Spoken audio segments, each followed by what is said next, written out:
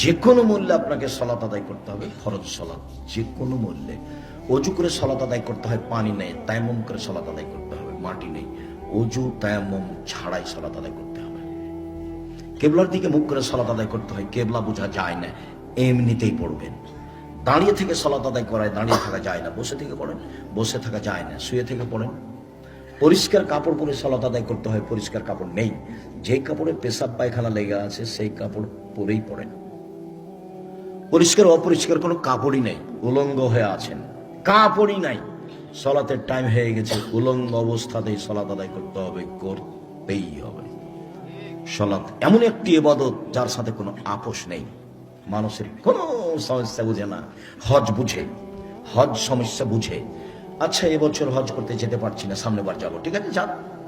যাকাত আমি 1 মাস পরে দেব, না 2 মাস আগে দিয়ে দেবো, দেন 1 মাস পরে দেন, 2 মাস আগে দিয়ে দেন, চলে।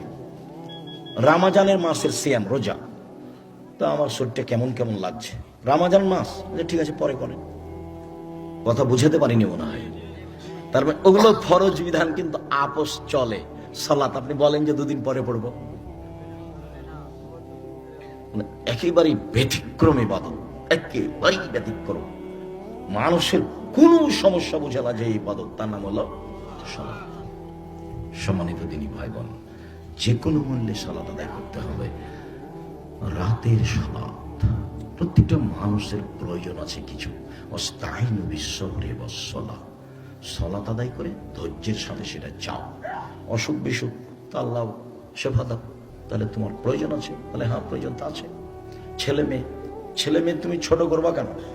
আমার ছেলে মেয়েকে দেশের সবচেয়ে বড় ডাক্তার করে দাও, জাতির জন্য করো। আমার ছেলে মেয়েকে একবারে ইমাম বুখারী আলবানি করে দাও, জাতির জন্য করো। চাইলে সমস্যা আছে আপনার, চাইলে খুশি হন, আর না চাইলে বেজার হন। এই অবাক সত্তা, অবাক সৃষ্টিকর্তা। চুপটি লেগে আছেন, মুখখান খুলছেন না, তখন আপনার উপরে খালি গজব হচ্ছে। মুখখান চুপটি লেগে আছে কেন, খুলেন না কেন, বলেন না কেন? দোকানে বসে তো খালি আড্ডা পিটছেন, মাথায় টুপি আছে, ল্যাংটা মেয়ে দেখছেন আর একজনের বদনাম করছেন। মুখখান চলছে খালি, হ্যাঁ করে হাসছেন আর চলছে, এনার বদনাম করছেন। কয়বার আপনি বলেছেন সুবহানাল্লাহ? কয়বার আপনি বলেছেন যে আল্লাহ তুমি আমার ছেলে মেয়েকে মানুষ করে দাও, আমার কিছু জমি জায়গা করে দাও, আমার ব্যবসাটা বড় করে দাও। আরে ব্যবসা করবো অসহায় মানুষের পাশে দাঁড়ানোর জন্য, সরকারকে উঠানোর জন্য, নামানোর জন্য নয়। আমার টাকা দিয়ে